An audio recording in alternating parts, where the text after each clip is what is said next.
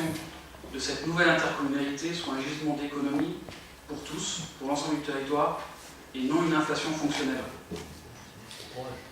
Réaliser sur la durée restante du mandat un niveau d'investissement de l'ordre de 7 millions, et on le verra tout à l'heure dans le budget d'investissement, quels sont les différents investissements que nous avons fléchés sur les 4 piliers structurants: équipement et structure, numérique et innovation, cadre de vie et sécurité.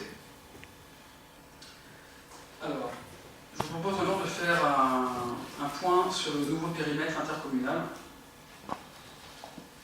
Voilà, donc nous étions au sein de la communauté de communes des Étangs depuis le 1er janvier 2014.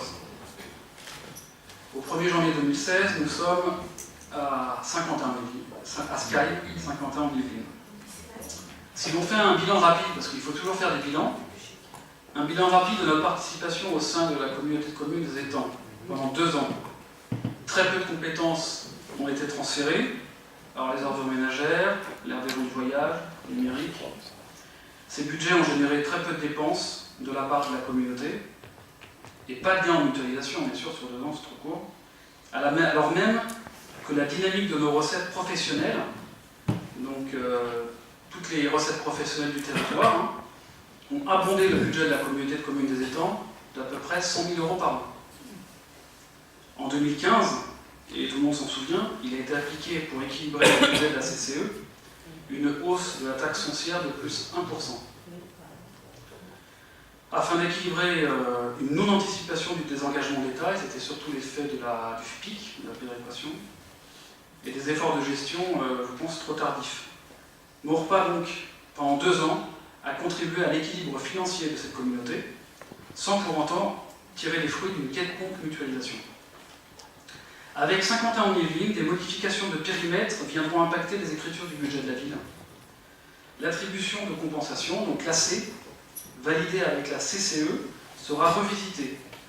Donc cette attribution, en fait, elle correspond au produit de la fiscalité professionnelle. Donc la cotisation foncière d'entreprise, la TASCOM, etc. Elle est perçue par Maurepas et elle est transférée à la communauté. Diminuer du coût net des charges. Donc c'est que l'agglomération profite de la dynamique de ces taxes. Et donc, Maurepas garde bien sûr les taxes professionnelles, mais figées dans le temps. Donc une attribution de compensation a été figée le 15 février 2016. Et une attribution de compensation définitive sera validée en décembre 2016. 2016, oui. Donc ceci nous donne en fait 1 an pour évaluer les différents transferts de charges à opérer entre Maurepas et Saint-Quentin-en-Yvelines. Là, le rôle de la CLECT, la commission de transfert de charges, va devenir stratégique. Donc pour l'instant, cette attribution de compensation provisoire ne portera que sur le transfert du solde de fonctionnement net de l'aire des gens du voyage et des évolutions sur les taxes locales. En gros, donc c'est l'AC de la communauté de communes des Étangs, plus ou moins des équilibrages que l'on va voir tout à l'heure sur les taxes locales. Donc maintenant, je vous propose de faire un point sur la prospective financière au fil de l'eau. Donc une prospective financière au fil de l'eau, ça permet de voir l'évolution naturelle des recettes et des dépenses de la collectivité, sans effort.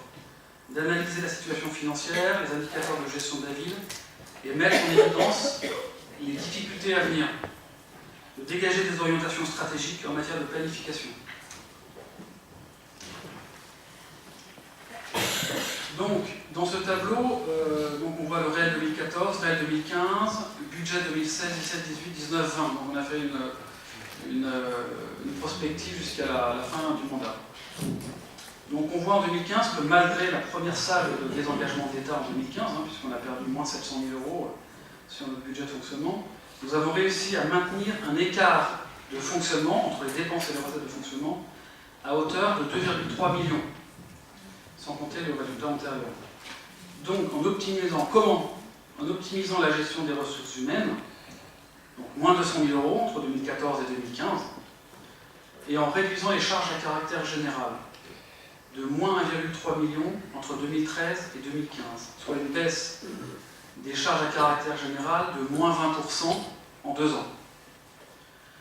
Concernant la prospective du mandat, nous devons faire face à une hausse continue et mécanique des dépenses de fonctionnement. Donc les ressources humaines, plus 2% par an. Donc il y a tout ce qui est fiscalité et GVT. Les pénalités loi SRU, si pas de modification de la loi, bien sûr.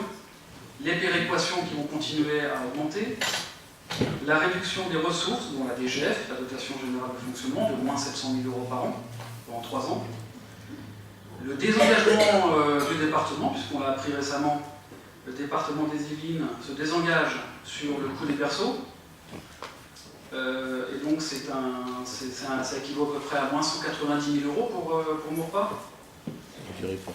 Et le retrait de l'État en fait, à tous les niveaux du bloc communal est aussi un risque, hein, parce que ça sera forcément un effet domino qui va lourdement impacter les communes, qui est le dernier maillon de la chaîne finalement. En termes de recettes, nous sommes partis sur une hausse modérée des taxes ménages de plus 1%, qui correspond en fait à l'inflation, hein, plus 1% des valeurs locatives. Oui, c'est le Parlement qui impose cette hausse. Et puis une prévision de plus 2% à partir de 2019, liée au programme de construction des nouveaux logements le long de la RD13. Donc on peut rappeler que le dynamisme des recettes professionnelles, on l'a dit, qui a été transféré à 51 000, lui par contre est figé. Et c'est une perte de près 100 000 € par an.